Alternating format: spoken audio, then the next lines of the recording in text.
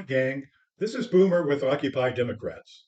The fallout of the U.S. Supreme Court's reversal 2 years ago of Roe v. Wade is just beginning to reverberate around the country as conservative states run fast to make abortion illegal under most scenarios, while liberal states take measured steps to immortalize the health procedure, a part of legal medicine for a half century. We're going to see in a minute just how demonic and short sighted states' abortion rulings have become, especially in the Deep South. But first, in this clip, we see justices discuss under oath their supposed opposition to reversing Roe v. Wade. Do I have this day an opinion, a personal opinion, on the outcome in Roe versus Wade? And my answer to you is that I do not. But do you think there is as fundamental a concern as legitimacy of the court would be involved if Roe were to be overturned? Well, Mr. Chairman, I think that the legitimacy of the court would be undermined in any case if the court made a decision based on its perception of public opinion.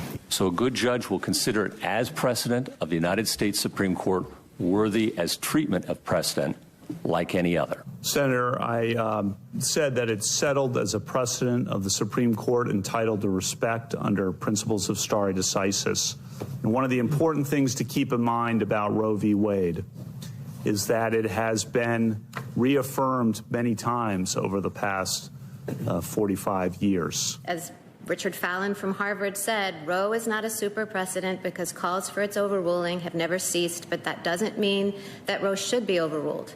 It just means that it doesn't fall on the small handful of cases like Marbury versus Madison and Brown versus the board that no one questions anymore. Of course, 2 summers ago, 6 justices moved to overturn settled law, due in no small measure to Trump's far-right MAGA influences and religious pressure, as well as big money riding the ultra-conservative bandwagon all the way to the bank.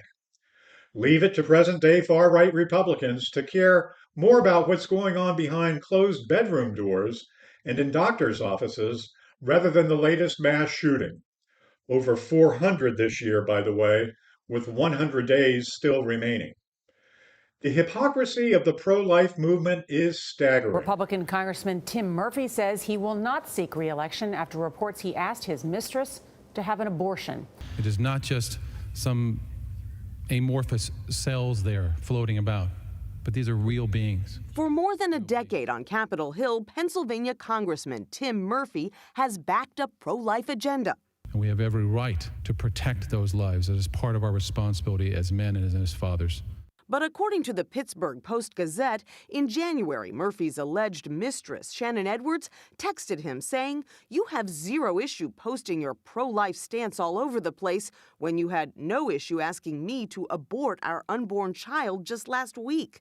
Murphy reportedly responded, "I get what you say about my March for Life messages. I've never written them. Staff does them." I mean, our entire way of life here in America is based on tenets like everyone's presumed innocent until proven guilty in a court of law. Why are MAGAs seemingly pleased to assume women are so spiritually guilty they pass not just abortion restrictions, but restrictions on attendant procedures that are not in good conscience seen as life-threatening to the fetus? Comes now the unthinkable. Amber Nicole Thurman, age 28, drove to North Carolina August 2 years ago to have an abortion.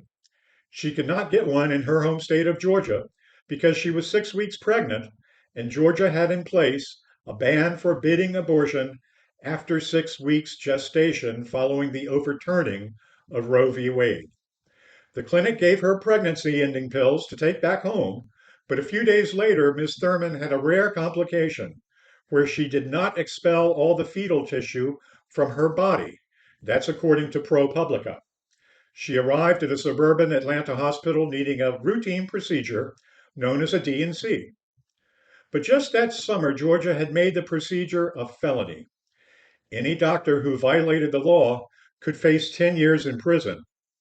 Thurman waited in pain in a hospital bed, worried about her 6-year-old son, as doctors monitored her infection spreading, her blood pressure dropping, and her organs starting to fail. By then, it was too late. MSNBC's Lawrence O'Donnell reports on the Georgia's Health Commission preventable finding with this very personal and emotional report. When I was 6 years old, my mother had the same medical procedure that Amber Nicole Thurman desperately needed to live. And she suffered a miscarriage, and she routinely had a D&C at a local hospital in Boston years before abortion was legal, because D&C has absolutely nothing to do with abortion. None of the Catholic nuns teaching me at my elementary school then thought my mother should not have that procedure. Anti-abortion Catholic doctors performed that procedure routinely. There wasn't a single Irish Catholic politician in Boston, including the mayor and the district attorney, who ever tried to interfere with that medical procedure. Their sisters were having that procedure. Their daughters were having that procedure routinely in anti-abortion Boston, because it has nothing to do with abortion. Nothing. If a politician interfered with that procedure and killed